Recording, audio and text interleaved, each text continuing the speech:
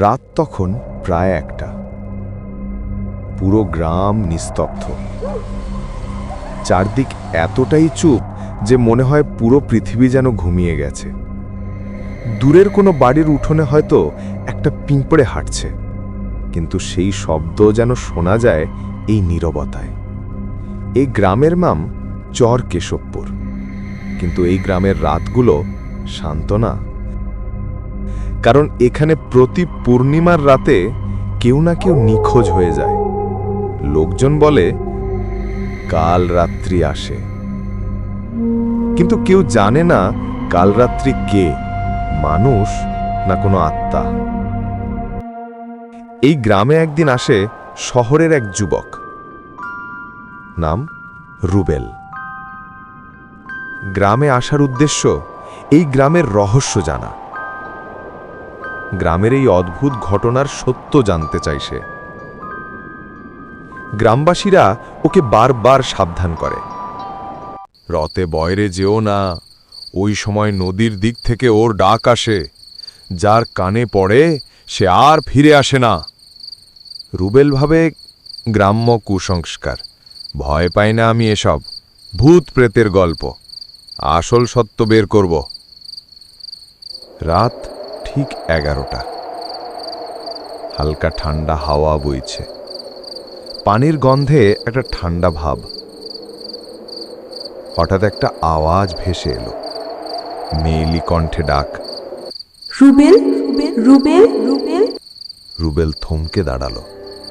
কণ্ঠটা ঠিক নদীর দিক থেকে আসছে। ভয়ে ওর শরীর জমে যায়, কারণ গ্রামে কেউর নাম জানার কথা না, আর এত রাতে কে বা ডাকবে তাকে। তখনই হঠাৎ আবার বাতাস কাঁপিয়ে উঠল একটা ফিস ফিস কণ্ঠ, তুমি শুনছো তো রুবেল?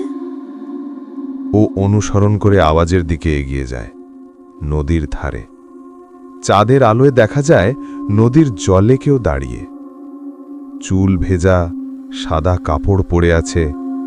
ও চিৎকার করে উঠে, কে তুমি? অন্ধকার থেকে কোনো উত্তর আসে না, শুধু শোনা যায় পানির ছলাৎ ছলাৎ শব্দ, যেন কেউ নিচে টানছে কিছু একটা। রুবেল ভয়ে ওইখান থেকে দ্রুত চলে আসে। পরদিন সকালে রুবেল গ্রামবাসীদের জিজ্ঞাসা করে। তখন গ্রামের বুড়ো মুন্সি বলে, ওই নদীর তলায় ডুবে মরেছিল একটা মেয়ে, নাম ছিল চাঁদনি। বিয়ের আগের রাতে তার স্বামী তাকে ঠেলে নদীতে ফেলে দেয়। সেই থেকে প্রতি পূর্ণিমায় ওর আত্মা ফিরে আসে। যে তার নাম ধরে ডাকে সে হারিয়ে যায়, আর কোনো হদিশ মিলে না তার। গ্রামের লোকেরা আরো বলে, চাঁদনির আত্মা প্রতি পূর্ণিমার রাতে এমন কাউকে খোঁজে যে তার নাম ধরে ডাকে, কারণ তখনই সে তাকে নিজের মতো করে নিয়ে যায়, কাল রাত্রির সঙ্গী করে।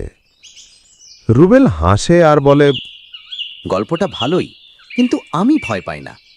আজ রাতে আমি প্রমাণ করে দেব ওসব মিথ্যা।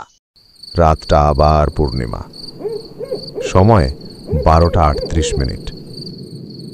রুবেল বসে আছে নদীর ধারে। নদীর জলের ঢেউ হঠাৎ থেমে যায়, চারদিক শুধু নিস্তব্ধতা। তারপর ধীরে ধীরে সেই একই আওয়াজ ভেসে আসে, রুবেল, রুবেল। ও ঘুরে তাকায়, আশেপাশে কোনো মানুষ নেই। হঠাৎ রুবেল খেয়াল করল পানির উপর কিছু একটা ভাসছে, সাদা কাপড় পরা, আর একটা মেয়েলি কণ্ঠের আওয়াজ, তুমি আমার নাম ধরেছো, এখন তুমি আমার। চলে এসো এদিকে, আমি তোমারই অপেক্ষায় ছিলাম এতদিন। রুবেল ভয়ে দৌড়ে পালাতে চায়, কিন্তু পথ হারিয়ে ফেলে। পুরো চেনা গ্রামটাই যেন তার কাছে এখন অচেনা। গ্রামের রাস্তা নেই, যেন সব এক অন্ধকারে মিশে গেছে। পিছনে কারোর হাসির আওয়াজ, কারোর কান্না, আর মাঝখানে সেই মেয়েলি গলা, তুমি এখন আমার, চলো আমার সাথে, চলো। কেউ জানে না এরপর কি হয়েছিল ওর সাথে। 2 দিন পর গ্রামবাসীরা নদীর পাড়ে রুবেলের জুতো পরে থাকতে দেখে, কিন্তু রুবেলের আর কোনো খবর মিলল না। আজও প্রতি পূর্ণিমায় ভেসে আসে সেই মায়াবী কণ্ঠের ডাক, আর যে তার নাম শুনে সাড়া দেয় সে আর মানুষ থাকে না। অভিশপ্ত গল্পের নতুন অধ্যায় আসছে।